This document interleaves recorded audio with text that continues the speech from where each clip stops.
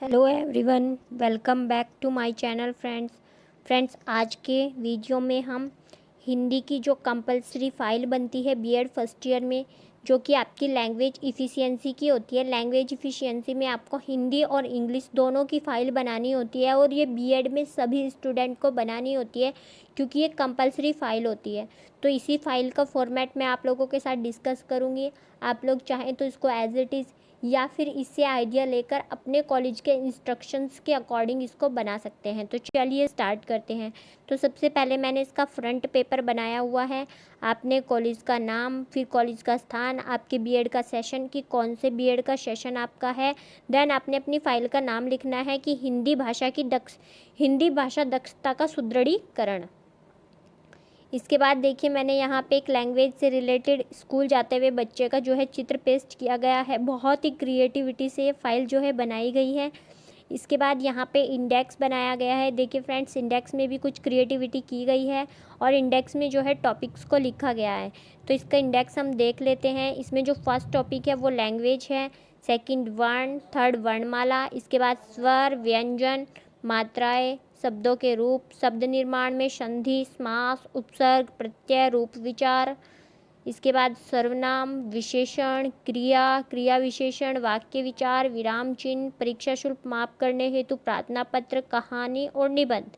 ये 21 टॉपिक जो है इस फाइल में हम डिस्कस करने वाले हैं। तो चलिए देख लेते हैं। यहाँ पे देखिए लैंग्वेज लिखी गई है। इधर साइड में इनके कुछ चित्र बनाए गए हैं। ये साइन लैंग्वेज, ये रिटन लैंग्वेज। ये देखिए सबसे पहले भाषा के बारे में लिखा गया है। मैं इसको स्क्रॉल डाउन करती जाऊंगी। अगर आपको इस वीडियो में क्लियरिटी नहीं आ रही है तो आप रिजोल्यूशन हाई करके इस वीडियो को देख सकते हैं।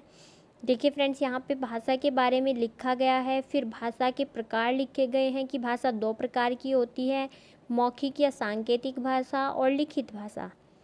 इसके बाद हिंदी वर्णमाला का एक मिनिएचर जो है यहाँ पे लगाया गया है। आप इसको कंप्यूटर वाले से प्रिंट करवा के पेस्ट कर सकते हैं, जिससे आपकी फ़ाइल क्रिएटिव और अट्रैक्टिव हो जाती है।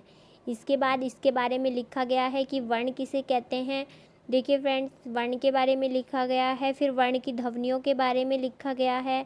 इसके बाद वर्णमाला के बारे में लिखा गया है कि वर्णमाला किसे कहते हैं। और फिर उच्चारण के आधार पर वर्णों के प्रकार भी यहाँ पे डिफाइन किए गए हैं। इसके बाद देखिए कितना सुंदर एक क्रिएटिविटी करके इसको बनाया गया है। यहाँ पे जो है हमारे स्वरों को ऐसे पेस्ट किया गया है। देखिए कितना सुंदर है ये। यहाँ पे पेस्ट करने के बाद स्वर के बारे में लिखा गया है कि स्वर क्या होते हैं। स्वर के बारे में लिखने के बाद स्वर के भेद भी बताए गए हैं। और इसके बाद जो है इनको डिफाइन करने के बाद अच्छे से इसके बाद अनुस्वार तथा विसर्ग, यानी कि वर्णमाला को बहुत ही डिटेल में आपका हिंदी जो ग्रामर है उसके अकॉर्डिंग बहुत अच्छे से इस फाइल में जो है डिफाइन किया गया है। इसके बाद अनुनासिक और निरनुनासिक, आप चाहें तो इस फाइल को एज इट इज़ भी बना सकते हैं, ये बहुत इफ़ेक्टिव लगेगी। इसके बाद व्यंजन, देखिए व्यंजन्स को भी ऐसे ही पेस्ट किया गया है बहुत ही अट्रैक्टिव ढंग से।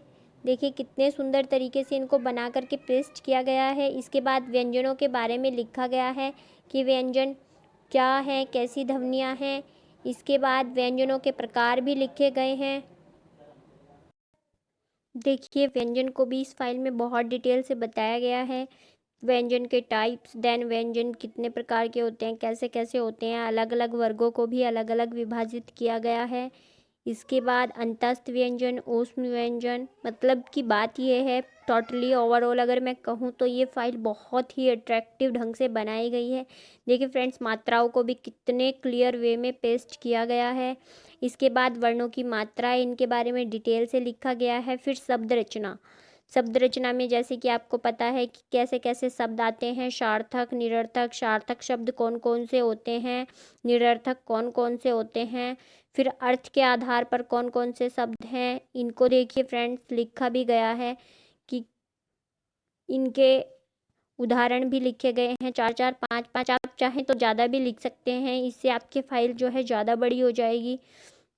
देखिए इसके बाद संधि के प्रकारों को इसमें कितने अच्छे से पेस्ट किया गया है, एकदम अच्छे ढंग से। इसके बाद शब्द निर्माण में आपके पहले संधि के बारे में डिफ़ाइन किया गया है। फिर संधि के बारे में डिफ़ाइन करने के बाद इसमें जो है सभी संधियों को डिटेल में लिखा गया है। संधि के बाद हमारा समास आ जाता है। देखिए फ्रेंड्स, ये कितना अट्रैक्टिव लग रहा है एकदम से, मतलब फाइल जो है आपकी एकदम बहुत अट्रैक्टिव इससे लगने वाली है। फिर समास के बारे में डिटेल से लिखा गया है। ये समास जो है किसे कहते हैं, पद, समास के भेद। समास के भेद लिखने के बाद इसमें उपसर्ग के बारे में लिखा गया है, उपसर्गों का नाम, डिफरेंट टाइप के उपसर्ग। इसके बाद प्रत्यय, प्रत्यय में भी दोनों प्रकार के प्रत्ययों को डिफाइन किया गया है।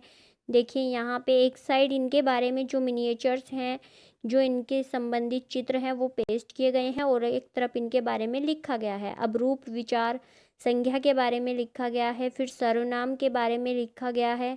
फिर विशेषण के बारे में, आप चाहें तो इनसे संबंधित भी इस तरह के चार्ट पेपर्स जो जैसे अभी आपको दिखाए गए हैं वैसे इनमें पेस्ट कर सकते हैं। फिर क्रिया के बारे में लिखा गया है।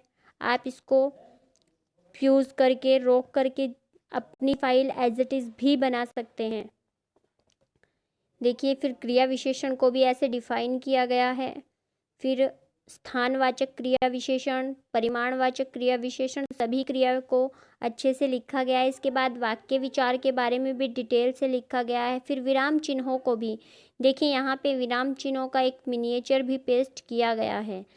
इसके बाद विराम चिन्हों के बारे में डिटेल से लिखने के बाद यहाँ पर देखिए फ्रेंड्स, बहुत डिटेल में ये सभी लिखा गए हैं। इसके बाद हमारी जो एप्लीकेशन है वो लिखी गई है, परीक्षा शुल्क माफ करने हेतु प्रार्थना पत्र।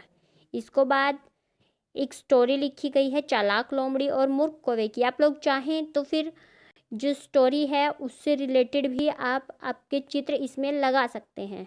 नेक्स्ट इसके बाद हमने निबंध लिखा है और निबंध जो आप बनने जा रहे हैं टीचर, उसी पे लिखा गया है और टीचर पर निबंध बहुत अच्छे ढंग से यहाँ पर लिखा गया है।